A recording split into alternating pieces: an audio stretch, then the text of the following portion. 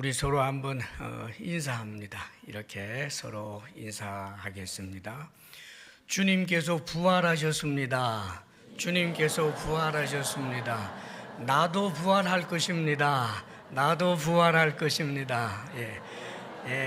아멘, 아멘. 그래요. 주님 부활해서 나도 너도 부활할 것입니다. 할렐루야. 오늘 설교 제목이 잠자는 자들의 첫 열매가 되셨도다. 20절에 기록되어 있는 말씀이죠. 죽음을 잠잔다고 표현했어요. 그러니까 예수님 안에서 죽은 자들은 죽었다라고 표현하지 않고 잠잔다. 우리 예수님께서 죽으시고 부활하셨습니다. 그런데 부활하신 주님이 첫 열매가 되셨다라고 하는 이 말씀은 첫 열매 다음에 두 번째, 세 번째 수많은 열매가 있는 법이잖아요. 그래서 우리 예수님께서 죽음을 이기시고 이제 부활하셨기 때문에 주님 안에 있는 이들도 부활하게 되는 것을 말씀하는 거예요. 원래 우리 인간은 죽음의 지배하에 있었습니다. 이 죽음 앞에서 모든 사람들이 비참할 수밖에 없죠. 죽음에는 권력도, 능력도, 지혜도 그 어떤 것도 소용이 없습니다. 그래서 죽음은 우리 인간이 가진 가장 큰 비참이고 슬픔이고 고통이고 절망입니다. 그런데 이런 죽음이 21절에 보면 사망이 한 사람으로 말미암았으니 그럽니다. 원래 인간들이 죽을 수밖에 없게 되는 것은 한 사람, 우리의 첫 번째 조상인 아담의 범죄함으로 인하여 죽음이 인간 세상 속에 들어옵니다. 우리는 아담 안에 있습니다. 아담이 거슬러 올라가면 우리는 아담의 덕을 보지 않은 사람이 아무도 없습니다. 우리 존재 자체가 아담과 연결되어 있기 때문에 아담이 범죄함으로 말미암아 그의 모든 후손들이 함께 죽음 안에 노출되게 된 것입니다. 그런데 죽은 자의 부활도 한 사람으로 말미암는도다. 그 한 사람, 하나님이 사람 되신 분, 우리가 믿는 예수님입니다.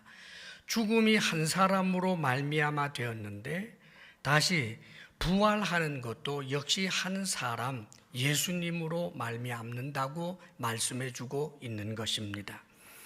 22절에도 보면 아담 안에서 모든 사람이 죽은 것 같이 그리스도 안에서 모든 사람이 삶을 얻으리라 그렇게 말씀해 줍니다.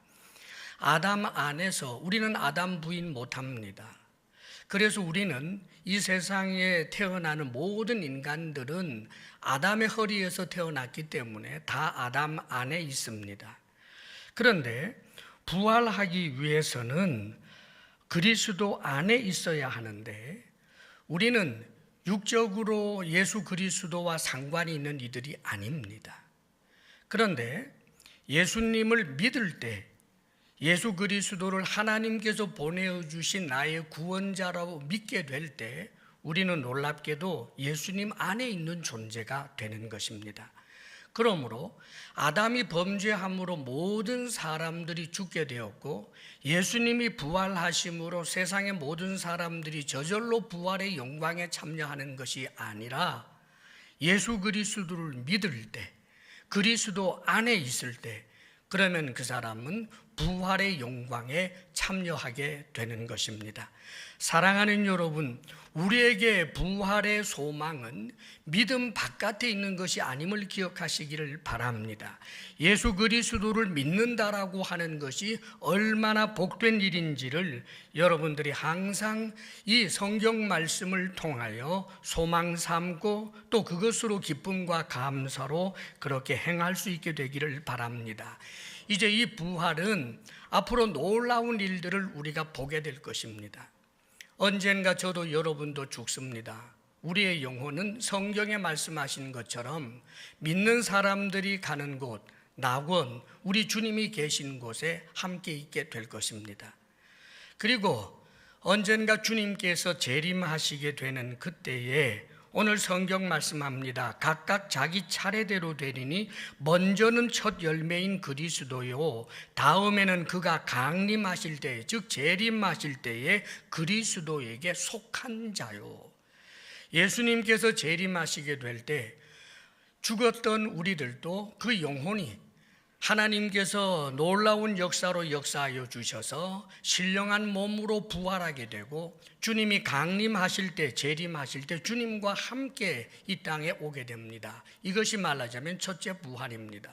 이 첫째 부활의 또 한 가지 형태는 예수님께서 재림하시는 그 순간 이 혈과 육을 입고 있었지만 예수님을 믿었던 사람들은 주님이 오시는 그 순간 호련히 변해서 하늘로 끌려 올라간다고 성경은 말씀해 줍니다. 역시 이것도 첫 번째 이 주님 다음에 우리가 부활에 참여하는 열매들입니다. 그렇게 주님과 함께 강림하게 되고, 그리고 난 다음에 그 후에는 마지막이니 그가, 예수님이 모든 통치와 모든 권세와 능력을 멸하시고 악한 것들, 마귀와 이런 것들을 전부 멸하시고 나라를 아버지 하나님께 바칠 때라 그럽니다. 이때도 다시 살아나는 것이 있는데 성경은 그것을 부활이라고 표현해 주지 않습니다. 왜냐하면 하나님 앞에 심판받기 위하여 다시 살아나게 되는 이들, 그리하여 죽음을 두 번째 사망, 영원한 지옥 형벌에 또 던져지기 때문에 둘째 사망에 빠질 수밖에 없는 이들이 다시 살아나는 것을 부활이라고 하는 멋진 말로 쓰지를 않습니다. 살아나지요. 심판받기 위하여. 영혼만이 심판을 받는 것이 아니라 다시 살아난 몸으로 하나님 앞에 심판받고, 살아난 이 몸으로 지옥불에 던져지고, 거기는 구더기도 죽을 수 없는 곳이 바로 지옥입니다. 그렇기 때문에 우리 주님께서는 네 오른 눈이 범죄하거든 빼버려라, 두 눈 가지고 지옥 가는 것보다 한 눈 가지고 천국 가는 게 좋다라고 말씀하시면서 거기는 구더기도 죽지 않는다라고 표현하십니다. 사랑하는 여러분, 우리가 부활의 영광에 참여한다라고 하는 것은 조금 좋았던 것에서부터 더 좋은 것으로 참여한다는 이야기가 아닙니다. 부활의 영광에 참여하지 못한다라고 하는 것은 이 세상에 차라리 존재하지 않았으면 좋을 뻔한 가장 비참한 존재가 부활의 영광에 참여하지 못하게 되는 것입니다. 그러므로 사랑하는 여러분, 우리 주 예수님께서 우리를 사랑하셔서 우리에게 부활의 영광의 길을 얻을 수 있는 길을 열어놓으셨는데, 그것은 누구든지 겸손하게 인간이 가진 연약함과 해결할 수 없는 그 문제 앞에 겸허하게 수긍하며 나는 부족한 존재입니다, 나를 긍휼히 여겨주소서 하며 피조자가 피조자로서의 자기 자리를 지키고 자신이 얼마나 악한 존재인가라고 하는 것을 조금이라도 인정한다면 누구나 다 예수님을 믿을 수 있는 것입니다.